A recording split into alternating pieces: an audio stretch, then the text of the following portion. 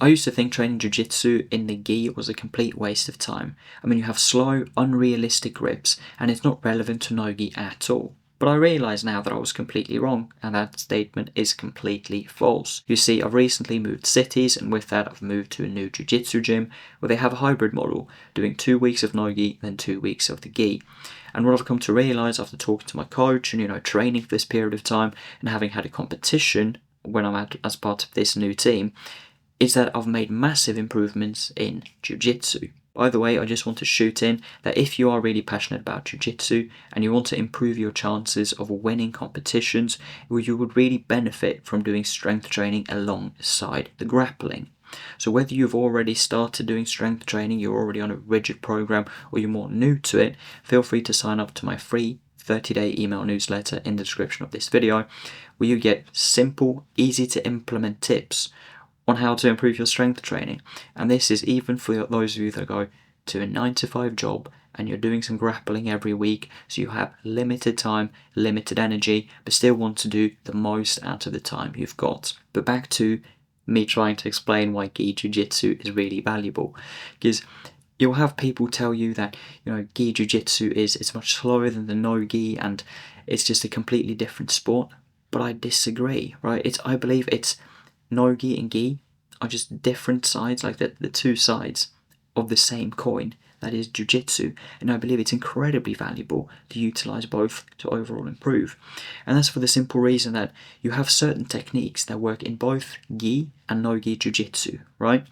And with that, you get to see that despite you wearing the gi and having access to different grips, right, or not wearing it and having access to, again, different grips, certain techniques work regardless. Conversely, you also have this situation where certain things are exclusive to gi and exclusive to no-gi. Simple example, you can't do a bow and arrow choke in no-gi, but you can do that with the gi. And so it makes you think in terms of principles, like how would I be able to do a bow and arrow choke in no-gi? Like, what would be required? And why can I do it with the gi? And it makes you think in these ways that are incredibly conducive to understanding wider principles in jiu-jitsu, right? Understanding like where do you put your weight, how do you respond to, how do you do reactions, how do you work with off-balancing, right? All of these things, and truly understanding and feeling these principles in your bones is what makes the difference between someone that's more of a beginner and doesn't really understand what jiu-jitsu is all about versus a more advanced, elite grappler that truly knows how to manipulate someone's body and weight. And so training in the gi gives you another lens through which to view jiu-jitsu, right? Another perspective and another way to look at the different principles. And so training in the gi is really beneficial even if you prioritize and mainly go for no-gi. I can just take an example from myself, because recently, a week ago now, I competed. And granted, I've competed a few times, but most of the times I've competed, to be honest with you guys, haven't been the best. I haven't had the best rounds, I haven't been able to do that much on the mats. That's been when I've been competing no-gi. And now, even though I haven't done much gi jiu-jitsu ever in my life, and I put on the gi and did a gi competition, and even though I didn't absolutely shatter people, and even though I didn't win a medal, I did absolutely have some phenomenal matches, and to be honest, it was the best couple of rounds I've done jiu-jitsu wise in my life. And sure, you do improve by just training, so I'm not necessarily going to say this is all because of gi jiu-jitsu, right? Obviously, there are different obstacles with gi and no gi, right? And it's all about just, at the end of the day, training. But it has been incredibly beneficial to me.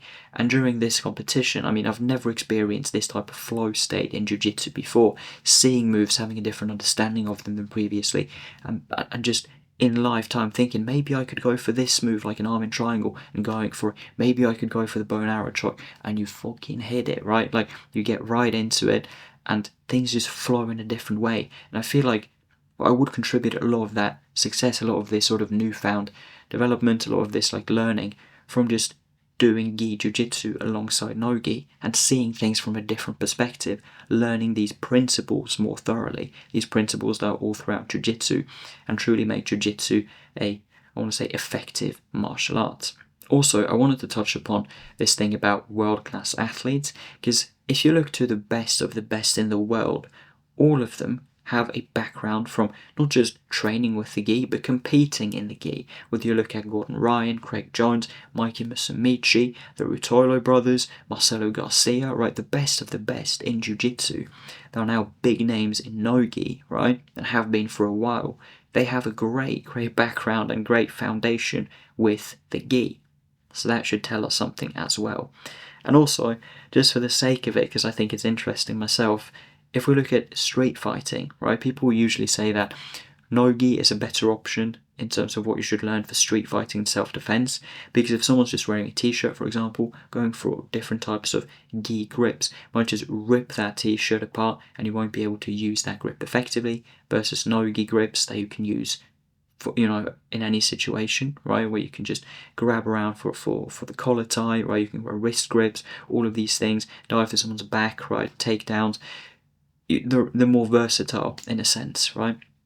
But here I believe that it would be the most beneficial thing to learn both, because if someone's in a self-defense situation wearing a heavy coat, or they're wearing a large jumper or something, you could absolutely utilize that for different, more solid grips they use with a gi, or, right, for example, in a judo scenario, even if you want to do judo throws and you've been exposed to that through more likely gi than no gi, right? But not only that, like baseball chokes and all of these other submissions that are incredibly useful if you have a proper, let's call it jumper, or let's call it heavy jacket, are only accessible through you being able to do them, right? Like being able to train with the gi and like having that experience. So I believe here, like, both things would be valuable. Both no-gi and gi, they complement each other. And sure, I absolutely do get people saying that gi jiu-jitsu is perhaps a bit more slow-paced and control-based, where someone's more able to dominate their opponent if they have powerful grips. But this shouldn't be seen as a negative. I mean, obviously in the world of grappling, being able to grip fight and have solid grip strength will be valuable attributes. So instead of running away from this fact, we should embrace it and focus on how we can develop better grip fighting and better grip strength. My recommendation would be that if you are someone that's passionate about jiu-jitsu, and you've started competing, or you're about to start competing, whether it's in the gi or in no-gi, right? Develop better grip fighting and also, crucially, better grip strength. So if you want to forge an ironclad grip and unyielding tendons, I'd recommend that you watch this video right here.